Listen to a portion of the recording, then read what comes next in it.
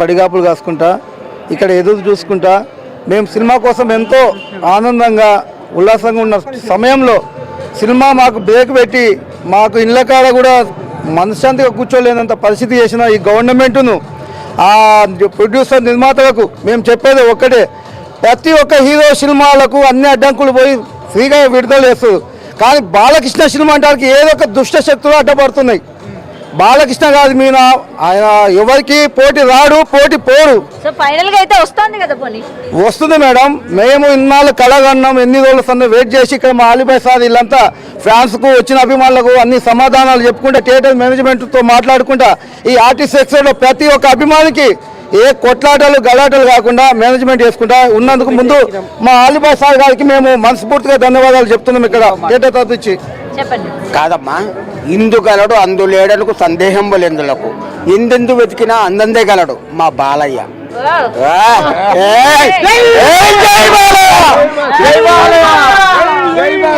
ఇక్కడ ఇంతమంది అభిమానులు మేమెంతో ఆనందంగా ఉల్లాసంగా ఫీమేల్ షోలు పడాలని వెయిట్ చేసుకుంటే ఉల్లాసంగా ఇక్కడ ఉన్నాం మేడం.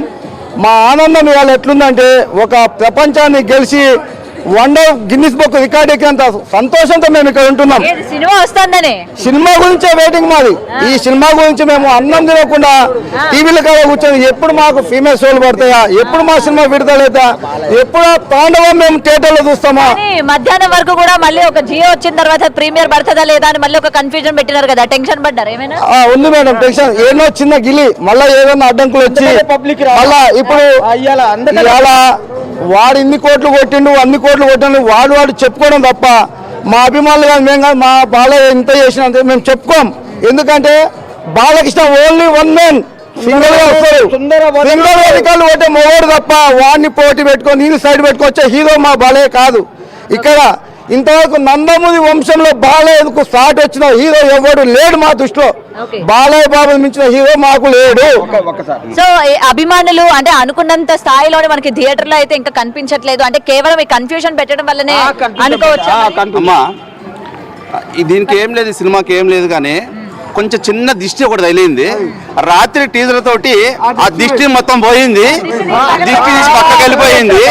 ఎన్ని హైకోర్టులు స్టే తీసుకొచ్చి మాకు పెట్టినప్పటికీ రేట్లు ఏదైనా కానీ కాకపోయిందంటే ఎవరైనా కానీ డ్యామేజ్ దెబ్బతీయాలి, కలెక్షన్స్ అనేది తక్కువ చూపించుకోవాలనే ఉద్దేశంతో స్టేజ్ ఇస్తా ఉన్నారు. కానీ ఎన్ని స్టేజ్ తెచ్చుకున్నా కానీ బాలయ్య బాబుకి ఎదురు లేదు. ఎదురు లేని బాలకృష్ణ, తిరుగులేని కళాకృష్ణ.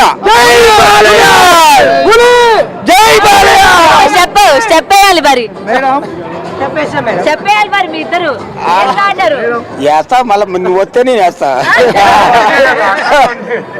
వేయండి చెప్పేయండి, పాటేశారు. ఏం పాటేసే సౌండ్ రాట్లా, అదే అదే బాధ. జై బాలయ్య, జై జై బాలయ్య, అదే పాట.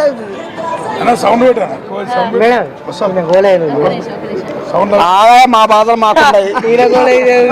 ఏం గోవాలి నీకు, నీ టికెట్. సో అభిమానులు అంటే మెయిన్ ఇన్ఫర్మేషన్ లేకపోవడం వల్ల కూడా జనం తక్కువ వచ్చారు అని చెప్తూ ఉన్నారు. ఎస్, అది కరెక్టే అని చెప్పుకోవాలి ప్రసన్న. ఎందుకంటే సాయంత్రం వరకు కూడా ప్రీమియర్స్ పడుతుందా లేదా, ఎందుకంటే కోర్టు నుంచి పొద్దున్న ఒక నోటీస్ రావడం జరిగింది, తర్వాత మధ్యాహ్నంకి ఇంకొక నోటీస్ రావడం జరిగింది. సో ఈ రెండు నోటీసులు వచ్చిన తర్వాత ఇటు టికెట్స్ రేటు ఏదైతే పెంచడం పైన రద్దు చేసిందో అది కేవలం టికెట్స్ రేట్ల పైన, లేకపోతే ప్రీమియర్స్ కూడా రద్దు చేస్తున్నారా అన్న సందేహంలోని మనకి బుకింగ్ షోస్ అంటే మనకి బుక్ మై షోస్ అవి చూసుకున్న టికెట్లు ఎక్కడ కూడా బుక్ కాని పరిస్థితులు కనిపిస్తోంది. ఒక రకంగా ఇది మైనస్ అనే చెప్పుకోవాలి, ఎందుకంటే ఈ రకంగా చేయడం కరెక్ట్ కాదు అని చెప్పి ఇటు అభిమానులు కూడా ఆగ్రహం వ్యక్తం చేస్తున్నారు. ఎందుకంటే ప్రీమియర్స్ మరొక 2 గంటల్లో పడిపోతుండగా థియేటర్ ఈ విధంగా ఉండడం అన్నది మనం ఎప్పుడు ఏ హీరోకి సంబంధించి చూసిందే లేదు.